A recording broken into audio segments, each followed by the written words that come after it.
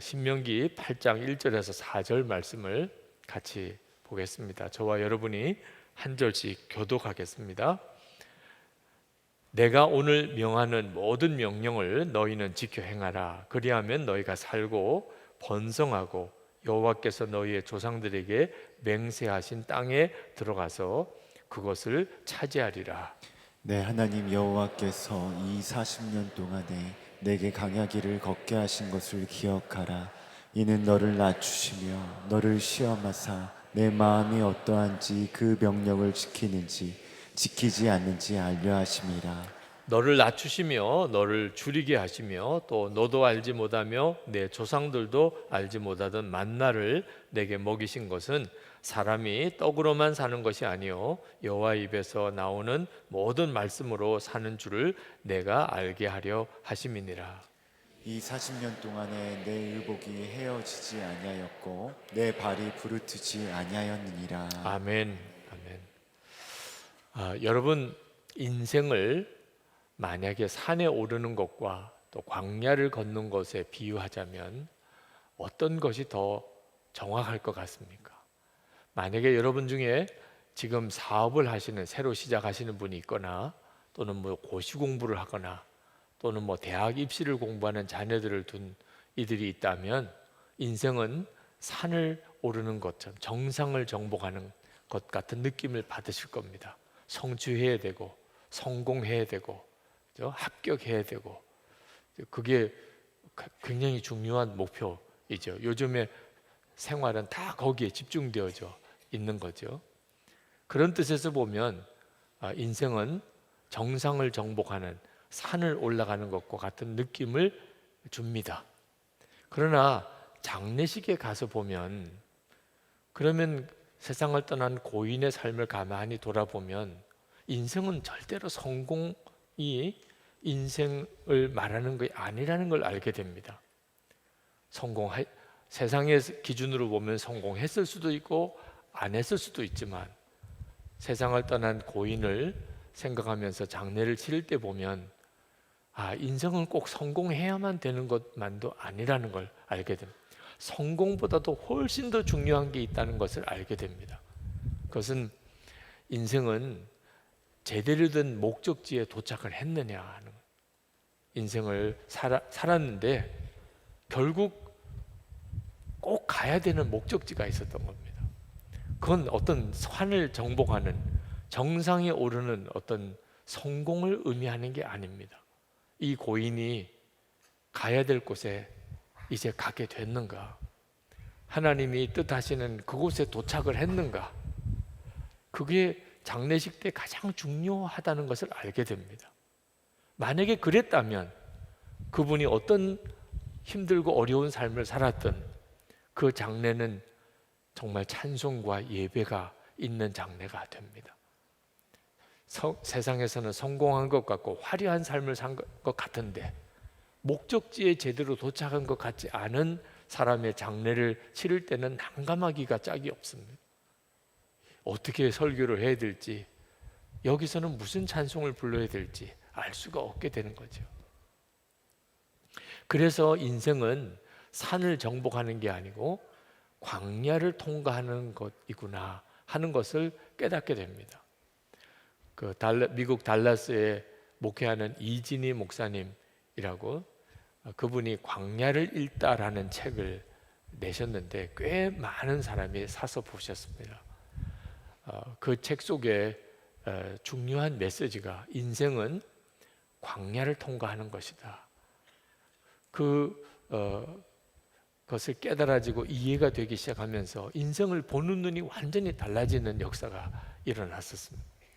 저도 그 책을 가지고 소개했던 적도 있고 또 추천의 글을 쓴 적도 있습니다. 여러분이 인생을 정확히 판단하는 것은 대단히 중요합니다. 거기서 우리의 삶이 엄청난 영향을 받습니다. 여러분, 어느 산에 이제 올라간다고 생각해서 그 산 밑에 도착을 했을 때 그 산을 바라보면서 이제 등산을 한다면 마음가짐이 있죠. 산에 올라가는 마음. 또 여러분의 어떤 광야, 우리나라는 광야를 보기가 참 어려운데 사막이나 광야를 이제 들어가기 위해서 그 광야 입구에 섰을 때 마음이 똑같을 수가 없습니다. 등산할 때 마음과 광야길로 들어갈 때 마음이 완전히 다릅니다. 인생을 보는 눈이 어떤 인생인지에 대한 이해에 따라서 완전히 사는 삶이 다르게 갈라지는 이유가 거기에 있습니다.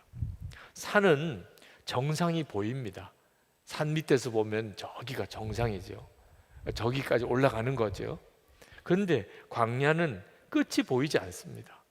어디까지 가야 되는 목적지가 보이지 않습니다. 인생은 어떤 것 같습니까? 여러분의 인생은 그 목표 지점이 이렇게 보입니까? 아니면 끝이 어딘지 알 수 없는 길을 걸어가는 것 같습니까? 산은 어떻게 올라가야 하는지 대략 감이 잡힙니다. 등산로라는 게 있잖아요. 정상까지 올라가는 길이라는 게 있습니다.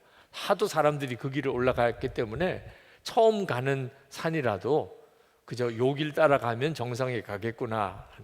근데 광야는 길이 없습니다. 수많은 사람이 그 광야길을 걸어서도 하루만 지나면 길이 또 다 없어집니다. 사막길은 길이 없잖아요. 산에 올라갈 때는 대체적으로 예측이 가능합니다. 어디쯤 가면 어떤 고비가 있고, 어디쯤 가면 좀 평평한 데가 오고, 어디쯤 가면 바위가 있고, 뭐 이렇게 대략 산에 대해서 예측이 가능합니다. 그런데 사막을 지날 때는 모든 게 불확실합니다. 어디쯤 가서 어떤 일이 일어날지 알 수가 없습니다. 산에 올라갈 때는 지도가 있습니다. 산의 지도가. 근데 광야로 들어갔을 때는 지도가 없습니다. 산은 전체가 한눈에 들어옵니다. 멀리서 보면, 너무 큰 산도 멀리서 보면 다 들어오지요. 그런데 사막은 한눈에 들어오지 않습니다. 산은 변하지가 않습니다. 그런데 사막은 변화무쌍합니다. 오늘 있었던 모래 언덕이 내일 가보면 없어지고, 전에 없던 새로운 언덕이 또 새로 생깁니다. 산에 오르는 사람은 자신감이 있고 뭔가 이렇게 성취 동기가 마음에서 일어납니다. 내가 오늘은 정상에 꼭 올라갈 거야. 그런데 광야길을 들어선 사람은 자기의 무능력을 절감합니다. 두려운 마음이 듭니다. 산에서 길을 잃으면 좀 고생이 되지만 계속 정상에 올라가든지 아니면 계곡을 타고 내려오든지 길이 없으니까 좀 고생스럽긴 하지만 그래도 무언가 대책이 생각이 납니다. 그런데 사막에서는 길을 잃어버리면 살아나오지를 못합니다. 산에 오를 때는 혼자 가도 됩니다. 그러나 광야길을 갈 때는 같이 가야 합니다. 혼자 갔다가는 다 죽습니다. 산에 올라갈 때는 올라가다가 힘이 들면 중간에 내려오면 됩니다. 그죠? 꼭 정상까지 갈 필요 없잖아. 그래서 중간쯤에 가서 도시락 까먹고 내려와도 되죠. 근데 사막은 힘들다고 중간에 돌아 나올 수가 없습니다. 한번 들어가기 시작했으면 결국은 끝까지 가서 그 광야를 지나가야만 하는 거죠. 자, 여러분, 한번 인생은 정상을 정복하는 등산하는 것 같을까요? 광야길 지나가는 것 같을까요? 여러분은 요즘 어떻게 사십니까? 아마 여러분 스스로 다 느낌이 조금씩은 차이가 있겠지만 아마 거의 대부분은 인생은 광야길을 가는 거구나. 산을 올라가는 게 아니구나. 한 치 앞을 내다볼 수 없잖아요. 여러분의 인생이 앞으로 어떤 길을 가게 될지 지금 지도가 있습니까? 그냥 하루하루 걸어가는 거예요. 전혀 예측지 못했던 길을 지금 가고 있는 겁니다. 결혼하는 거 생각하면 산에 오르는 것 같아요. 그죠? 결혼, 내가 누구랑 결혼을 꼭 해야 되겠다. 그런 목표 의식도 있고, 그죠? 그런 뜻에서 보면 결혼이라는 게 인생을 산을 정복하는 것 같은 느낌을 줍니다. 그런데 결혼 시간 다음 날부터 광야길입니다. 결혼 시간 다음 날부터는 목표라는 게 없습니다. 이제는 끝까지 살아내야 하는 겁니다. 아이를 낳는 거, 산에 오르는 것 같습니다. 그죠? 우리 아이 가지자, 며칠 낳자. 그래서 이제 임신하고 출산하는 과정, 모든 것들이요, 뭔가를 하나 성취하는 것과도 같습니다. 그런데 그래서 아이를 출산하고 나면 그다음부터는 광야길입니다. 그 애 데리고 지지고 볶고 이러려고 애 낳나 이런 뭐 한탄을 해가면서 그러면서 그 아이를 기르고 사는 거죠. 직장을 취직하는 것도 또 대학을 들어가는 것도 처음에는 이게 정상을 정복하는 것 같습니다. 그러나 학교 들어가고 직장 들어가 놓고 보면 직장 생활, 학교 생활은 광야길을 걸어가는 것. 그러니까 우리 인생은 광야를 걸어가는 거구나. 이걸 깨닫는 것은 대단히 중요해요. 그래서 그 광야를 읽다라는 책이 참 도움이 되는 거예요. 참 잘 쓴 책입니다. 많은 사람이 그 책을 보고 은혜를 받았습니다. 광야를 걷는 건데 산을 올라가는 것처럼 사니까 대부분의 인생이 망가지는 겁니다. 완전히 다른 인생이거든요. 광야를 걸어가는 사람이 등산 가는 것처럼 그렇게 살면 망가질 수밖에 없는 거죠. 그죠? 근데 많은 사람들이 그 사실을 깨닫지 못하니까, 그러니까 광야 한복판에서 다 쓰러지는 거예요. 광야를 등산하는 것처럼 살았기 때문에. 목사인 저도 마찬가지였어요. 제가 처음 목회를 시작할 때 그때는 교회 성장이 한국 교회 붐이었습니다. 하여튼 뭐 그 공터에다가 천막만 쳐도 교회가 됐을 때예요. 상가에다가 세를 얻어서 교회 간판만 걸어도 얼마 안 가면 땅 사가지고 예배당 짓고 하던 그런 때였습니다. 신학교 다닐 때 신학생이 개척을 시작을 해도 사람들이 모여서 기도하고 열심히 전도하고 그러던 시절이었어요. 그러니까 그때 당시에 신학교 다니고 졸업한 목회자들은 전부 마음의 꿈이 큰 교회 담임 목사가 되는 꿈이었고, 저도 그 중에 한 사람이었어요. 이왕 목사가 되는 거 교회를 크게 성장시키는 그런 성공하는 목회를 해야 되겠다. 그게 바로 큰 실수였어요. 목회를 산을 정복하는 것처럼 생각한 거죠. 실제로 목회하면서 제 마음속에는 매주마다 교인들 수를 세는 거예요. 그게 낙이었어요. 지난주보다 적게 나오면 한 주간 내내 슬럼프입니다. 지난주보다 한 명이라도 더 많이 출석하면 마치 큰 성공이나 거둔 것처럼. 예수님은 다 안중이 없어요. 예수님은 교인들 많이 모으는데 도움이 되면 도움이 될까? 그런 정도밖에 생각이 들지 않았어요. 그러니 정상적인 목회자가 될 수 없지요. 결국은 심령이 목회자 안에서 망가지기 시작하는, 목회가 성공해도 망가지고 목회가 어려워도 망가지는, 정확하게 목회가 뭔지를 몰랐던 거예요. 목회는 광야를 지나가는 것이었어요. 하나님이 뜻하시는 목적지를 향하여 끝까지 거기에 도달하는 것이면 성공인 거예요. 교인 수가 많이 있느냐 없느냐가 아닌 겁니다. 그때 깨달은 것이, 붙잡아야 되는 것은 교인 수가 아니고 예수님이라는 걸 알게 됐어요. 예수님과 함께 동행하면서 주님이 함께 하시는 목회의 삶이, 그게 성공이라면 성공인 거죠. 그리고는 모든 것이 보는 게 달라졌어요. 목회가 정상을 정복하는 거라고 생각할 때는 다른 교회가, 이웃 교회가 다 적이에요. 우리 교회의 경쟁 대상이에요. 네. 동종 업종에 있는 그런 다 경쟁 업체들입니다. 네. 그 지역에 있는 사람은 한정되어 있고, 어느 교회 갈 거냐, 우리 교회로 오세요. 뭐 이런 식의 개념이었어요. 근데 예수님과 동행하는 것에 눈이 뜨이고 나니까 모든 교회는 사실은 다 한 교회입니다. 작은 교회는 살려줘야 되고, 그리고 이웃 교회는 우리와 함께, 주님과 함께 동행하는, 크게는 예수님의 한 교회인 겁니다. 이건 엄청나게 달라지는 거예요. 보는 눈이 완전히 달라지는 것입니다. 그 이진희 목사님이 이번에 책을 하나 후속편을 내셨는데 광야를 살다라는 책입니다. 이 책도 많은 분들이 사서 보시고 있는 걸 알았는데 참 좋은 책이에요. 제가 꼭 추천사를 썼기 때문에 좋은 책이 아니고 추천사를 부탁받고 다시 한번 책을 쭉 읽어가면서 이 책은 우리 교우들이 꼭 보게 해야 되겠다 하는 마음이 들더라고요. 이 책은 성경에 나오는 광야를 13가지로 쭉 설명을 하고 있습니다. 지난번 책에는 인생은 광야라 그렇게 하는 것에 초점이 있었다면 이 책은 도대체 광야면 어떤 게 광야냐 하는 것에 대한 성경을 기준으로 13가지 광야를 설명하고 있습니다.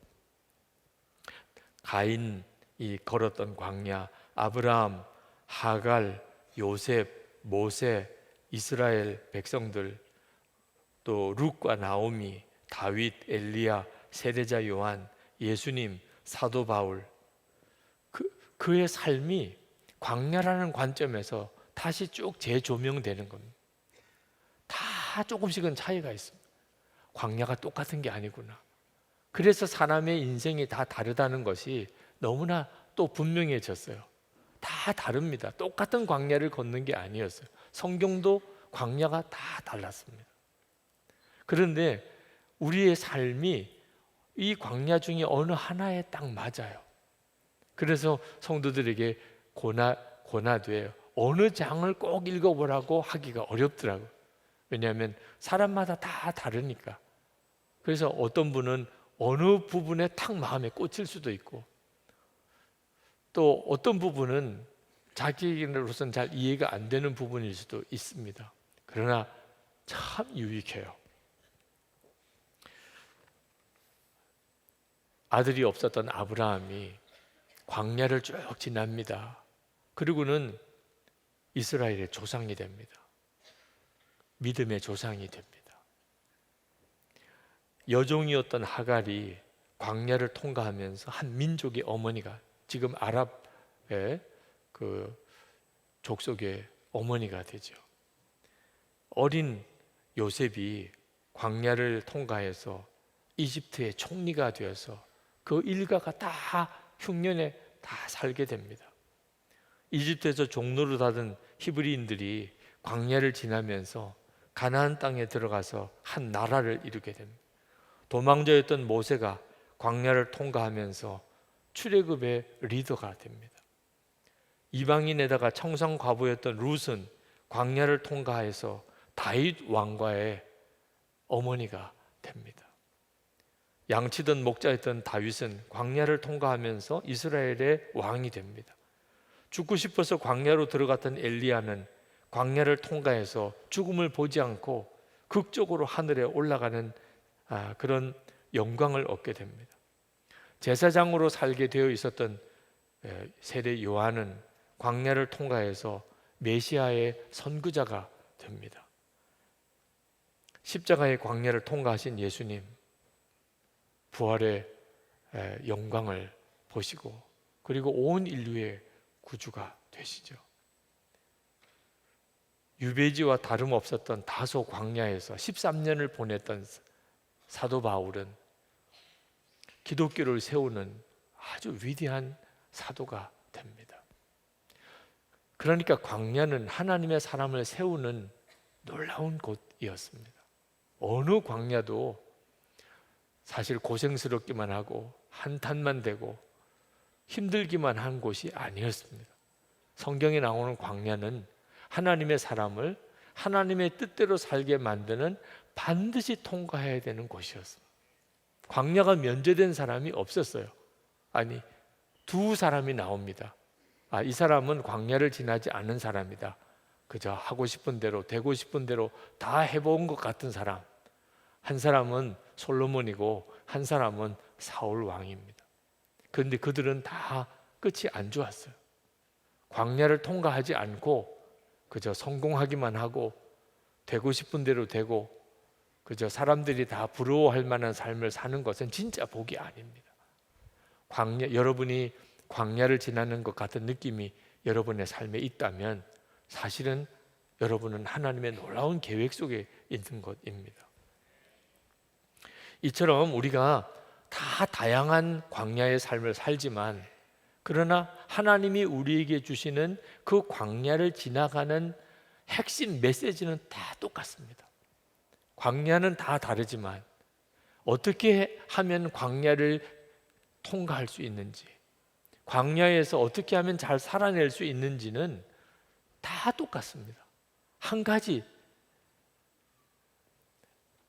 하나님과 동행하는 것입니다. 여러분, 광야에도 길이 있습니다. 도무지 길이라고는 찾아볼 수 없을 것 같은 사막에도 길이 있습니다. 예수 그리스도십니다. 예수님이 스스로 자신을 그렇게 말씀하셨어요. 내가 길이요 진리요 생명이라고. 그러니까 우리가 광야 같은 삶을 살 때 꼭 명심해야 될 것은 길을 놓치면 끝입니다. 네. 산은 그러니까 눈에 보이는 등산로도 있지만 사막은 정말 길이 없어요. 거기서 길을 놓치면 죽습니다. 도대체 어디가 길이죠? 도무지 내일 무슨 일이 일어날지, 한 달 뒤에 어떤 일이 일어날지 도무지 알 수 없는 길을 우리가 이렇게 살아가고 있잖아요. 오늘 밤에도 또 잠을 자면 내일 토요일 아침이 또 올 거예요. 내일은 무슨 일이 있을지 전혀 알 수 없는 그런 인생길을 우리가 사는데 길이 있다니까요. 예수님이십니다. 그래서 24시간 예수님과 동행하자고 그렇게 권하는 것입니다. 여러분이 예수님과 동행하는 것에 대해서만 훈련이 되고 눈이 뜨이면 여러분의 삶이 아무리 힘든 광야길 같아도 걱정할 게 없습니다. 길을 알고 있으니까. 제가 2014년 안식년을 맞아서 그 이스라엘에 갔다가 이스라엘의 광야를 여러 군데를 체험을 했습니다. 거기에서 베냐민들이 사는 광야 한복판에 있는 베냐민 촌에 가서 거기서 하루를 지냈던 적이 있었어요. 근데 그 베냐민들이 그 광야 한복판에서 살 수 있는 이유는요, 거기가 오아시스이기 때문입니다. 물이 거기서 나오기 때문에. 물이 있는 곳은 광야에서도 살 수가 있더라고요. 푸른 나무들이 있고 거기서는 조그만 농사도 지을 수도 있고 짐승을 먹일 수도 있고 사람도 살아낼 수도 있어요. 물이 있으니까. 거기서 그 베냐민 있는 오아시스 촌에서 거기서 하루를 지내면서 이 황량해 보이는 광야라도 물이 있으면 살 수 있는 거구나. 너무나 생생하게 경험했어요. 우리 한국에서는 도처에 물이 있으니까 사실 별 실감이 안 나지만 그 이스라엘의 광야에서 그 물이 나오는 오아시스를 거기서 발견하는 것은 아주 놀라운 체험이었습니다. 끝도 없어 보이는 물 한 방울 없는 광야길을 차를 타고 쭉 들어가다가 갑자기 푸른 숲을 보는 것은 정말 놀라운 경험이었습니다. 그때 깨달았습니다. 왜 그렇게 예수님을 붙들고 살라고 하는지. 예수님이 스스로를 표현하시기를 영원히 마르지 않는 샘물이 될 거라고요. 그러니까 예수님이 생수이십니다. 우리가 사는 인생길이 아무리 광야 같아도 내 속에서 생수가 되어주시는 예수님과 동행만 한다면 그러면 사실은 걱정할 게 없는 거예요. 예수님만 바라보고 사시라, 주님과 동행하시라고 하는 말이 어떤 사람에게는 이제는 목사님 알겠어요, 그게 무슨 말씀인지 알겠어요 하는 분도 계시고, 여전히 주님 바라보시라, 주님과 동행하라는 말이 막연하게 들리는 분도 있습니다. 그 차이가 광야를 제대로 살아내는 사람과 그렇지 못한 사람의 차이예요. 우리에게 있어서 처음부터 예수님과 동행하는 것이 분명하게 이해가 되고 믿어지고 사라지는 사람은 없습니다. 예수님은 눈에 보이는 분도 아니세요. 손에 잡히는 존재도 아니십니다. 그 예수님을 바라보라는 것은 어떤 사람에게는 진짜 막막하기만 해요. 차라리 열심히 돈을 벌라는 게 현실적으로 이해가 되는 거예요. 돈은 진짜 나를 도와줄 것 같아요. 그런데 광야에 들어가 보면 돈 아무 소용이 없어요. 돈을 뭐 차에 가득 싣고 다녀도 그 광야에서 어디 가서 물 한 병 마실 수 없잖아요. 내 속에 생수가 되시는 예수님, 그 예수님과 함께 동행하는 눈이 뜨이는 것이 우리가 우리 인생을 살아낼 수 있는 진짜 능력이에요. 이 눈이 뜨이기를 위해서 우리가 일기까지 써가면서 계속 주님을 바라보는 삶을 살라고 하는 것입니다. 이스라엘의 안식년을 가졌을 때 주일 예배를 광야에서 드렸던 적이 있습니다. 요르단에서였는데 주일이었어요. 이제 내일이면 주일입니다. 토요일에 가이드 하시는 집사님에게 우리가 주일 예배를 드려야 될 텐데, 그랬더니 마땅하게 예배 드릴 곳이 없다는 거예요. 호텔은 요르단이 예배를 드리는 일을 허락지 않으니까 호텔에서 공식적으로 찬송하고 예배할 수도 없고, 그렇다고 해서 마땅한 곳에 가서 예배 드릴 수 있는 그런 예배당이 있는 것도 아니고 난감해 하시더라. 그저 간단히 기도나 하고 떠나면, 그리고 버스 타고 차중에서 그저 예배 드리는 그 정도밖에는 생각을 할 수가 없겠더라. 그래도 어떤 좋은 방법이 없을까요? 그랬더니 그 집사님이 갑자기, 목사님 이렇게 하면 어떨까요? 무슨 좋은 방법이 생각났습니까? 광야에 들어가서 예배를 드리면 어떨까요? 너무 멋있더라고. 광야 예배. 그렇구나. 그런 장소가 있으면 우리 광야에서 주일 예배를 드리지요. 그랬더니 그 집사님이 있다는 거예요. 자기가 이렇게 보아둔 장소가, 거기 가서 주일 예배 드리면 되겠다는 겁니다. 그래서 광야 예배를 이제 처음 갔었습니다. 그 버스를 타고 요르단 광야를 쭉 지나가고, 시간이 지나가면서 어디서 예배를 드리자고 하나 했더니 갑자기 어디에 딱 차를 멈추더니 목사님 여기서 내리셔서 저쪽 언덕에 가서 거기서 예배 드리면 된다는 거예요. 보니까 뭐 특별한 뭐 장소라고 느껴지지 않아요. 늘 보는 그 광야가 그 광야지. 그래서 이제 교인들하고 내려서 광야길을 쭉 들어갔습니다. 버스 타고 볼 때하고 도로에서 이 광야로 한 걸음 한 걸음 디디니까 완전히 느낌이 달라요. 그렇게 힘들어요, 걷기가. 버스 타고 지나갈 때 볼 때는 아무렇지도 않더니, 야, 광야가 쉬운 것이 아니구나. 바로 눈앞에 있는 언덕인데 거기까지 걸어가기가 한참이 걸렸습니다. 그리고 광야의 그 언덕에 올라갔어요. 나지막하게 보이더니 막상 걸어가 보니까 꽤 높더라고요. 그리고는 경사가 진 곳에 거기서 예배를 드리시라는 겁니다. 그 아래쪽에서 강단 삼아서 위를 보고 설교하시고, 그리고 교인들은 거기 광야를 바라보면서 언덕에서 이렇게 앉아서 예배를 드리는데, 그때 지금도 이렇게 선명해요. 눈앞에 펼쳐져 있는 광야, 이스라엘 백성들이 걸어갔던 요르단의 그 광야, 여기가 이스라엘 백성들이 걸어갔던 것이구나. 버스를 타고 도로를 따라서 광야를 지나갈 때 보는 광야도 사실 야, 여기서 어떻게 살아, 이런 느낌이었는데, 실제로 광야 속에 걸어 들어가서 거기서 언덕에 앉아서 눈앞에 펼쳐진 광야를 보는 느낌은 완전히 다른 것이었어요. 어떻게 여기서 살 수 있지?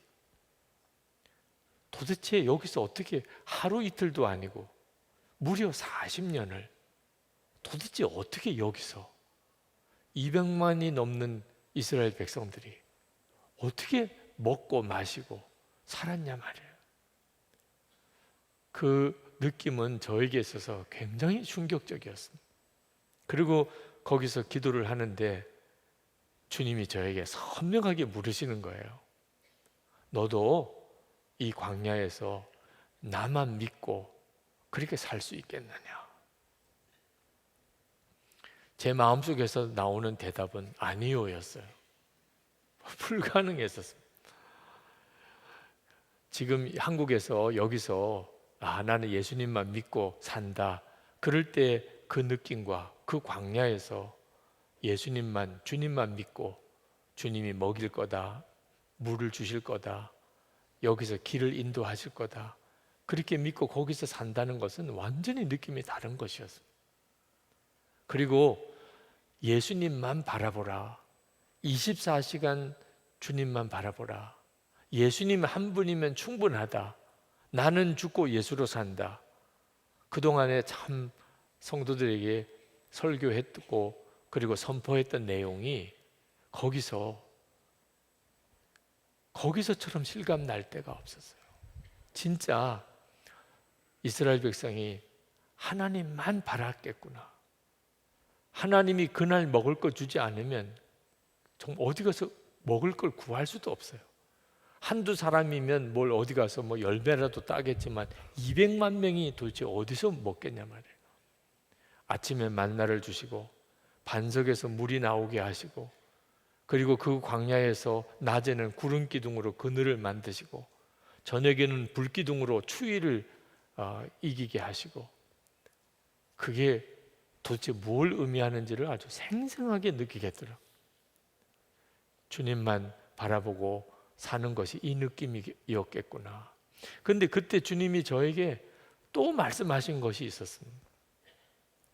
이제 여기서 한국으로 돌아가면 한국에서 사는 삶은 여기서 광야에서 사는 것과 비교할 수 없이 더 큰 광야라는 거예요. 저는 생각하기에 그 광야에서 잠깐 예배 드리고 이제 돌아 나와서 성지순례 마치면 이제 한국에 돌아와서 아유 뭐 광야도 내가 한번 가봤었어 이러고 살 줄 알았는데 주님은 그 말씀이 아니었어요. 내가 돌아가서 사는 한국이 여기보다도 더 광야라는 걸 너가 잊으면 안 된다는 거예요. 그때 비로소 주님이 그동안에 왜 나는 죽고 예수로 살게 하고 24시간 주님을 바라보게 하고 그러셨는지를 알 것 같더라고요. 여러분, 여러분이 사는 지금 우리 이 한국이 광야 같습니까? 뭐 어디든지 들어가면 물 사서 마실 수도 있잖아요. 화려하지요. 포장 다 돼 있지요. 집 다 있지요. 광야라는 느낌이 없어요. 그래서 더 위험한 거예요. 차라리 광야라는 것이 생생하게 보이면 우리는 전적으로 주님만 의지할 겁니다. 24시간 주님 바라보라 말라 할 것도 없어요. 그냥 24시간 주님 바라보게. 여러분도 지금 그대로 주님이 순간 공간 이동으로 여러분을 광야로 딱 갖다 놓으면 그러면 뭐 주님 바라보라 말라 할 것도 없습니다. 오 주여, 그냥 오 주여예요. 네. 오늘 밤에 도대체 어디서 잘 거예요? 그 광야에서 추운데 낮에는 그 이글거리는 태양 밑에서 어떻게 살아낼 거예요? 밥은 어떻게 먹고? 그런데 지금은 그런 느낌이 아니잖아요. 그렇죠? 집에 가면 냉장고에 그나마 먹을 것도 있고 없으면 뭐 라면 사서 끓여 먹으면 되고 물은 사방에 있고 그러니 다 메마르고 지치는 거예요. 광야길인데 광야인 줄 모르고 살아가니까 그러니까 다 영적으로는 다 메말라 버려요. 심령이 다 비틀어지는 거예요. 주님이 그 사실을 그때 제 마음에 얼마나 강하게 말씀하셨는지 몰라요. 그래서 예수 동행 운동을 해야 하는 거구나. 이 일이 그래서 중요한 거구나 하는 것을 다시 깨달았어요. 그 베두인 사는 곳에 가보니까 베두인들은 사는 양식이 굉장히 단순해요. 그들은 그저 천막 치고 삽니다. 그리고 이사 갈 때는 언제든지 거두어서 가요. 아침 먹다가 우리 오늘 이사 갈까? 그럽시다. 그러면 낮에 이사 가는 거예요. 그냥 천막만 거두어 가지고 짐이라고는 나귀 하나에다가 실을 수 있는 게 전부예요. 그리고 가서 적당한 곳에 가서 다시 그 천막 치고 거기서 그냥 사는 겁니다. 베두인들은 창고가 없어요. 창고가 있으면 이사 가기가 더 힘들어요. 그냥 아주 이동하기 좋은 정도의 수준만 가지고 사는 겁니다. 은, 금 별로 소용없어요. 그냥 일용할 양식만 있으면 충분해요. 그 베두인들이 광야 사는 방식을 그대로 보여주고 있더라. 지금도 우리가 사는 삶이 왜 힘든가? 우리는 광야길을 가는데 짐이 너무 많은 거예요, 짐이. 그러니까 하루하루가 힘든 겁니다. 너무 많은 짐을 가지고 사니까. 사실 살아보면 그 많은 짐이 다 소용이 없는데도 광야인 줄 모르는 거예요. 광야인 줄 알고 나면 광야를 걷는 스타일로 살기 시작합니다. 그러면 충분해요. 그러면 훨씬 하나님이 인도하시는 대로 빨리 갈 수 있어요. 광야에 사는 사람은 하나님께 좋은 집 달라고 구하지 않아요. 그 광야에서 뭐 평생 살 겁니까? 저도 광야에 가보니까 좋은 집 소용이 없더라고요. 빨리 지나가는 게 중요해요. 그 광야는 빨리 지나가야지 거기다가 집 짓고 살고, 저 푸른 초원입니까? 거기다가 집을 짓게. 그런데 우리는 아주 여기서 만세반삭할 것처럼 그렇게 좋은 집 그렇게 말하잖아요. 그러니까 인생이 자꾸 뒤틀리는 거예요. 하나님이 우리를 향한 계획을 온전히 이루지 못하고 사는 거예요. 그렇게 살다가 어느 순간에 죽음을 맞이하고, 그 순간에 나는 정말 바보같이 살은 것 같고, 이제 주님 앞에 가야 되는데 주님 앞에 내가 뭐라고 해야 될지, 하나님이 원하시는 삶은 전혀 못 사는 것 같고, 이렇게 끝나게 되는 거예요.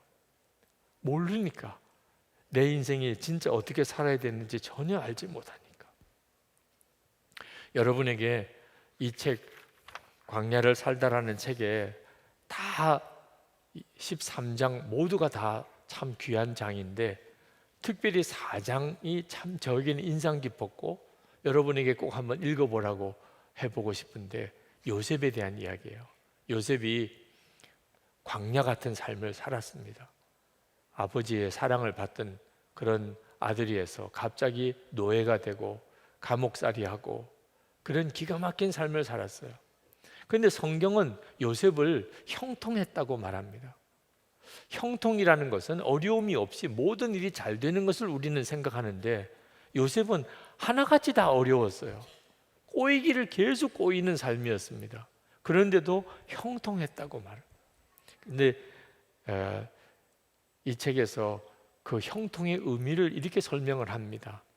다 막힌 길 같은데 지나가 보면 열린 거예요. 꼬인 길 같은데 가보면은 그 길이 잘 되는 길이었던 거예요. 그런 뜻에서 형통이었다는 거예요. 어려움이 없고 막힌 것도 없고 다 활짝활짝 열려만 있는 길이기 때문에 형통한 게 아니에요. 요셉이 정말 그랬어요. 그러고 보니까 요셉은 어느 순간에 애굽의 총리가 되어 있었던 겁니다. 요셉의 인생은 기가 막힌 어려운 인생인데, 그런데 저도 이 책을 읽으면서 깨달아진 것이기도 한데, 요셉은 하나님을 만났다는 체험에 대한 기록이 없습니다. 성경은 분명히 하나님이 늘 함께 하셨다고 말씀하고 있습니다. 아브라함은 하나님을 만난 체험이 있습니다. 야곱도 하나님을 만난 체험이 있습니다.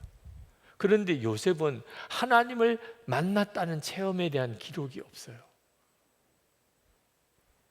그러면서도 요셉은요, 그 모든 것이 다 하나님이 하셨다고 하는 신앙 고백을 계속합니다. 그 형들을 용서해 줄 때도 이 일은 다 하나님이 하신 겁니다. 여러분들 중에도 저는 하나님을 만난 체험이 없어요. 특별하게 저에게는 뭐 특별한 체험을 주시지 않았어요. 저는 뭐 하나님의 음성을 그렇게 육성으로 들어본 적도 없어요. 저에게는 정말 하나님은 너무 막연하신 분인 것 같아요. 그런 분들이 있으실 겁니다. 광야를 지나더라도 생생한 하나님의 체험이 있으면, 그러면 그것 자체가 또 이겨나갈 힘이 될 수도 있잖아요. 오늘도 이렇게 성령 집회 오셨는데 뭐 특별한 체험이 있는 것 같지도 않고, 오늘도 그냥 설교 듣고 함께 통성으로 기도하고 끝난 것 같은 것처럼 계속 그렇게 반복되어지는 삶을 사시는 분이 혹 계시다면 요셉과 같은 거예요. 그렇게 산 것 같은데 지나고 보니까 하나님이 역사하신 거예요. 늘 믿음 잃어버리지 않고 주일 예배 드리고 새벽기도 나가서 새벽기도하고, 큐티하라고 그래서 큐티하고, 매일 일기 써보라고 그래서 늘 주님 생각했던 거 바라보았던 거 중심으로 하루를 가만히 정리해서 일기를 써보고, 이렇게 성령 집회 때 와서 하나님의 나라 위해서, 우리 민족 위해서, 어려운 이들을 위해서 기도하고, 또 그들을 위해서 믿음으로 심고, 그리고 간절한 마음으로 하나님 앞에 맡기고, 나는 그렇게 산 것밖에 없는데 돌아보니까 정말 내 인생은 형통했다. 그 요셉이에요. 그렇게 사는 사람, 성도들도 참 많습니다. 초점은 어떤 믿음의 삶을 살든지 초점은 예수님이십니다. 주님과 동행하는 것. 이 점을 여러분이 정말 붙잡아야 합니다. 그러면 어떤 형태의 광야길을 살든지 여러분은 제대로 된 길을 가는 겁니다. 그리고 여러분의 삶이 끝나는 때 여러분이 깨닫게 돼요. 하나님이 내 인생에 정하신 그 길을 내가 끝까지 다 갔다는 거예요. 그리고 하나님이 내 목적지에 다다르게 하셨다. 그러면 최고인 거예요.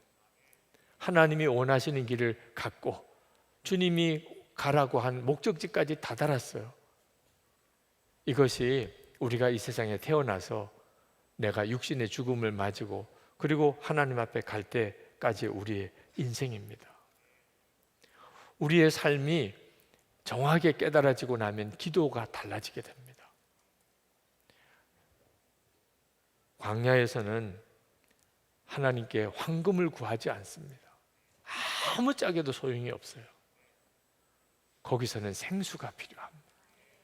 그죠? 마실 물 한 병이면 황금하고 비교할 수가 없어요. 광야에서는 하나님께 곡간을 채워달라고 기도하지 않습니다. 이제 내일이면 또 광야를 지나기 위해서 또 가야 되는데 곡간에다가 물건이 많이 채워지면 무겁기만 한 거죠. 짐이 많은 것은 광야길을 갈 때 그보다 고생이 없습니다. 매일매일 일용할 양식만 있으면 충분합니다. 좋은 집 필요 없습니다. 광야에서는 그저 오늘 텐트 쳤다가 내일 거두어서 이사가기 편리하면 충분한 거예요.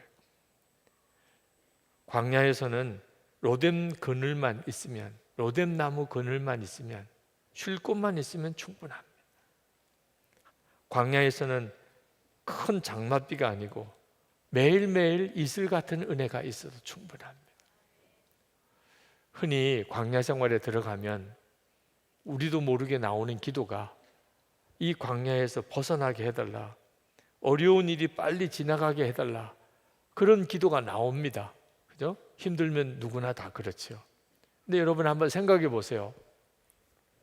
돌아온 탕자 이야기에서 그 탕자가 흉년을 맞이하고 가진 돈은 다 탕진했고 그래서 돼지 치는 자가 됩니다.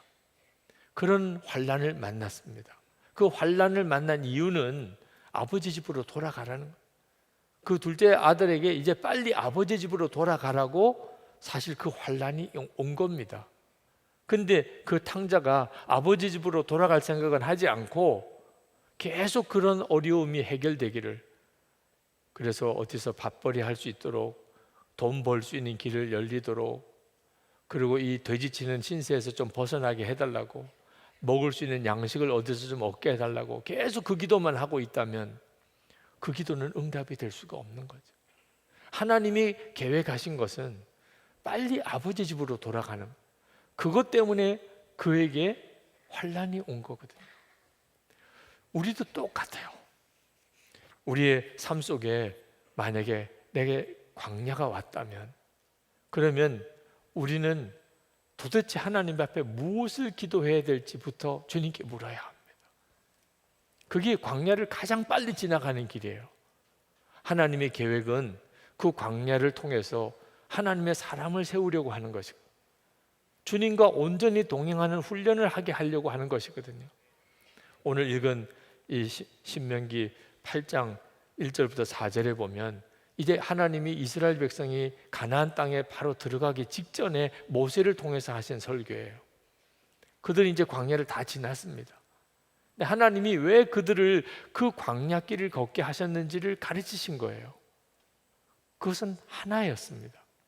가나안 땅에 들어가서 이제는 더 이상 광야 같지 않은 곳에서 살겠지만 이 광야길을 걸으면서 항상 하나님 앞에 아침에 만나를 바라보고 그리고 늘 그렇게 주님 앞에 겸손히 낮추어서 순종했던 그 일을 잊어버리면 안 된다. 하나님이 우리에게 광야를 주신 이유는 겸손히 주님만 바라보고 그렇게 주님께만 순종하고 사는 훈련을 하게 하십니다. 여러분에게 그 훈련이 되고 나면 하나님은 그 광야를 통해서 하실 일을 여러분을 통해서 하실 수 있습니다. 그런데 겸손히 주님과 동행하지 못하는 사람이라면, 예수님이 나와 함께 계신 것을 아직도 진짜 믿지 못하는 사람이라면, 매일 아침 주님을 바라보고 시작하고 순간순간 사람을 만나든 무슨 일을 하든 계속 주님께 묻고 의지하고 순종의 걸음을 걷지 못하는 사람이라면 형편이 좋아지는 것이 꼭 좋은 게 아니라는 거예요. 그는 그 삶을 더 힘들게만 만들 뿐이고 하나님이 계획하신 것과 전혀 다른 곳으로 가게 만드는 것입니다. 오늘 이 시간에도 혹시 광야를 걷는다고 생각하시는 분이 있으시면, 내 인생에도 광야가 왔다고 이렇게 느껴지는 분이 있다면, 그 말은 무슨 뜻이냐면 내가 지금 이런 처지가 될 줄은 상상도 못했다. 뜻하는 대로 되는 게 아무것도 없네. 이러지도 못하겠고 저러지도 못하겠어. 여러분은 지금 광야에 와 있는 거예요. 네. 하나님께서 여러분을 낮추고 시험하여 진짜 하나님께 순종하는 사람인지를 보게 하시려고 여러분에게 지금 광야를 허락하신 것입니다. 그러니 그 어려움이 없어지기를 구하지 말고 주님을 바라보는 눈이 뜨이게 해달라고 기도해야 합니다. 시편 62편 1절에 보면 나의 영혼이 잠잠히 하나님만 바라며, 5절에 보면 무릇 나의 소망이 그로부터 나오는도다. 오늘 이 시간 여러분은 주님과 동행하는 눈이 뜨이는 시간입니다. 그러면 광야의 의미는 완전히 달라집니다. 마음의 두려움도 원망도 좌절도 다 사라집니다. 예수님 한 분이면 충분합니다. 그런 고백이 나옵니다. 그러면 여러분의 광야는 성경에 나오는 하나님의 사람들이 그 광야를 거쳐서 하나님의 뜻이 이루어지는 삶을 살았던 그대로 여러분도 그렇게 살게 됩니다. 오늘은 찬송을 하나 같이 부르면 좋겠습니다. 우리가 너무나 잘 아는 찬송입니다. 주와 함께 길 가는 것. 제가 어릴 때는 교회 다닐 때 엄청 많이 불렀던 찬송입니다. 요즘에는 찬송가를 많이 안 부르니까 거의 부를 기회가 잘 없는데 오늘은 이 말씀에 딱 맞는 찬송 같습니다. 정말 주님과 함께 길 가는 것, 그게 우리의 인생입니다. 광야를 살아가려면 반드시 배워야 하는 것, 누려야 되는 것, 이거 하나 누려지면 그 다음부터는 더 이상 걱정할 게 없는 정말 놀라운 은혜가 여러분에게 있기를 축복합니다.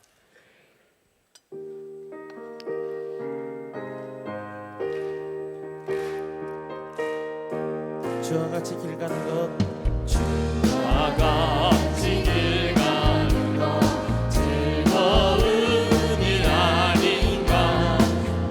우리 집이 걸어가신 발자취를 어린아이 같은 우리, 어린아이 같은 우리 미련하고 약하나 주의 손에 이끌리어 생명이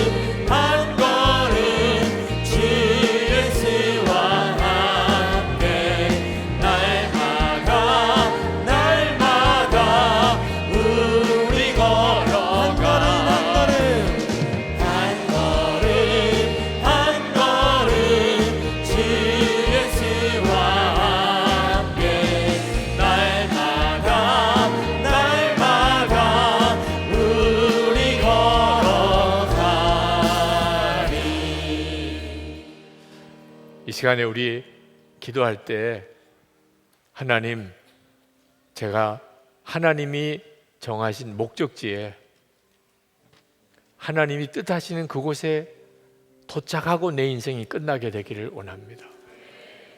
더 이상 성공해야 되겠다, 돈 좀 벌어야 되겠다, 사람들 앞에 좀 떵떵거리고 그렇게 살아봐야 되겠다 하는 내 계획은 다 내려놓습니다.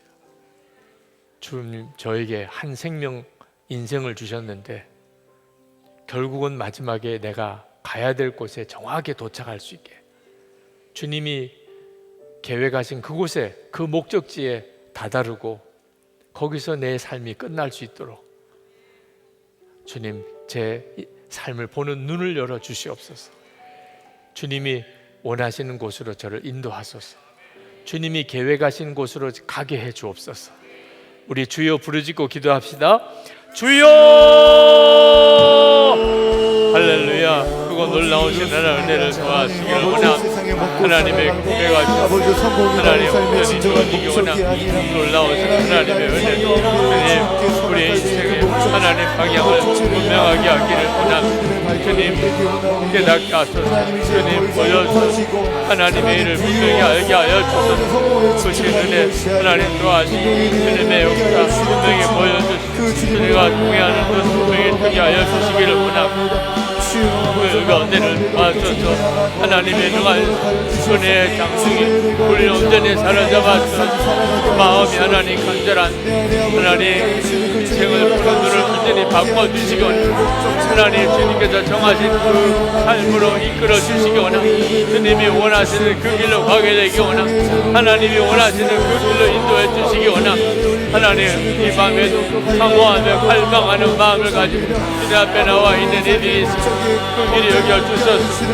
은혜로 도와여 주셔서 하나님의 역사를 보여주셔서 주님의 살아계신 분명하고 뜨겁게 일어나게 하여 주시기를 원합니다. 하나님의 그 주님 놀라우신 하나님의 역사하시고 부어주셔서 나의 하나님 앞에 나와 간구한 놀라우신 주님, 은혜로우신 주님의 은혜를 감사합니다. 아버지 하나님, 향을 하나님 분명히 통하게 길을 바로 찾게 하여 주시기 원합니다.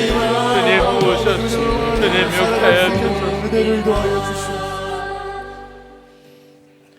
이 시간에 두 번째 기도할 것은, 주님과 동행하는 것이 이제는 저에게 아주 분명하고 너무나 자연스럽고 또 확실하게 되기를 원합니다.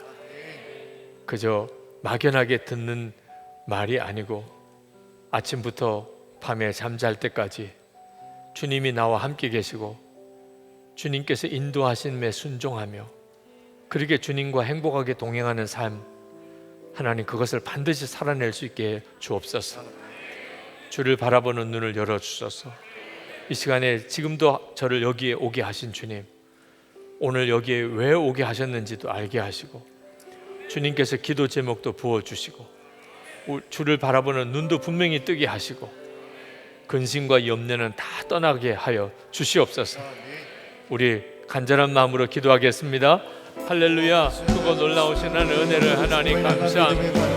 사랑하는 성도들, 주님과 동행하는 삶을 시작했습니다. 하나님, 주님과 동행하는 삶을 하나님 시작했습니다. 아버지 하나님 도와주시고 술과 은혜를 도와주시고 사로잡아 주셔서 주 예수님, 주님과 함께하는 삶 그렇게 가게 하소서. 하나님, 그것이 진정한 성공이 하나님의 계획이고 하나님 우리의 삶의 진정한 구원인 것을 주님 앞에 고백합니다. 하나님, 주님이십니다.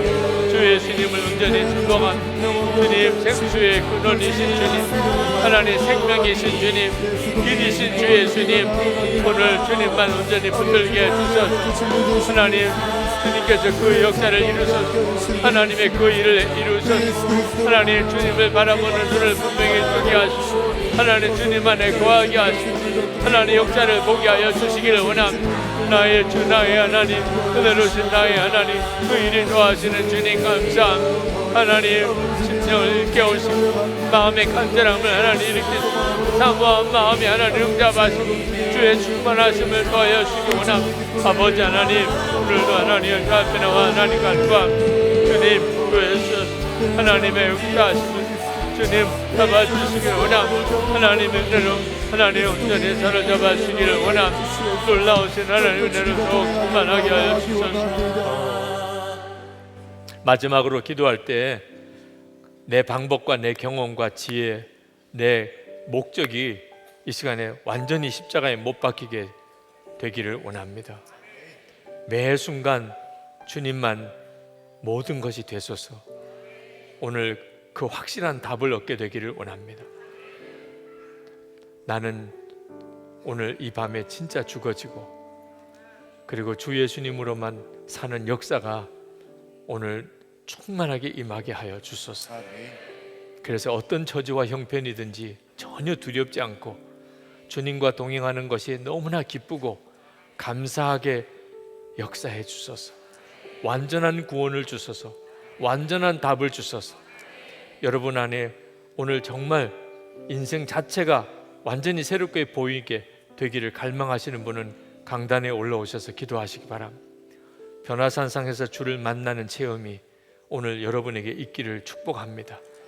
그리고 안수기도 받으실 분들, 정말 치유가 필요하고 하나님의 역사하심이 갈망이 있는데 혼자 힘으로는 도무지 안 되는 답답하신 분들은 아랫단으로 내려오셔서 안수기도 받으시기를 바랍니다. 우리 주여 3번 부르짖고 기도하겠습니다. 주여! 주여! 주여! 할렐루야. 하나님의